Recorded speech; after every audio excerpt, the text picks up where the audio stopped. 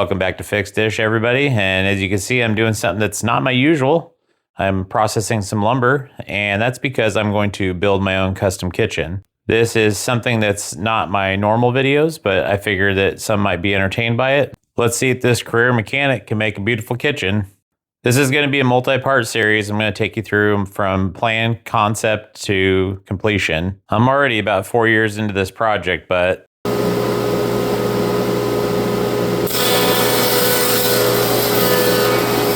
like many others, life gets busy and you got a lot of other things to do. But I've finally gotten to the point where motivation and time is available, and I am going to go ahead and put a lot of time into this project. So what you're currently watching is I'm processing down rough cut maple.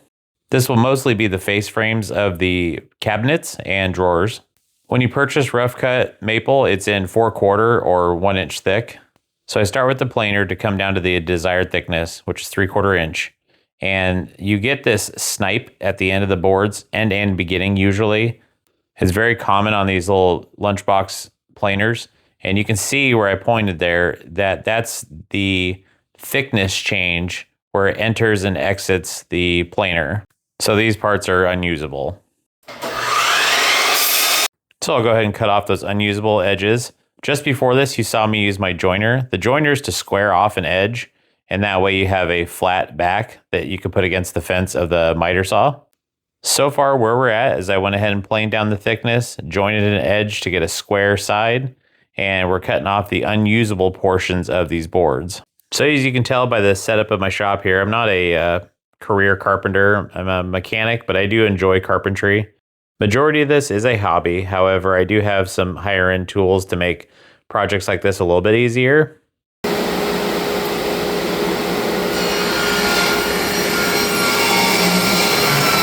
But I don't quite have the tens of thousands of dollars in woodworking tools.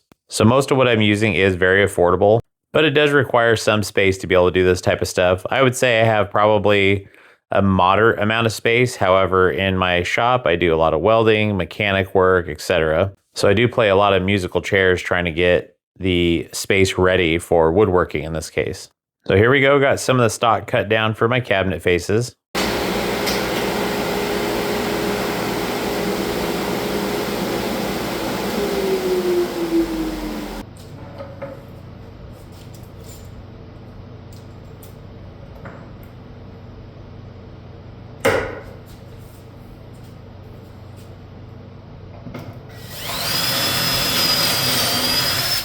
So with like a lot of TV shows, we're starting right in the middle of the action.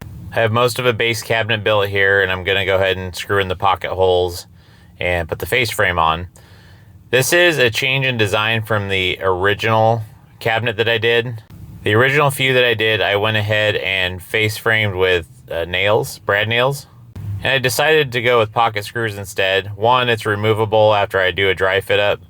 And two, it's less to fill on the face frames. So you'll notice on later episodes, which are actually the earliest episodes, that I did some face nailing, and I'm not going to do that going forward.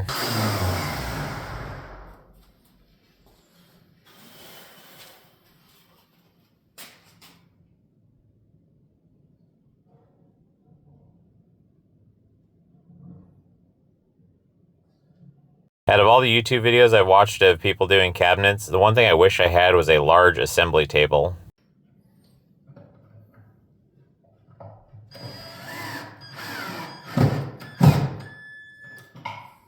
So I might as well start you guys out at the beginning.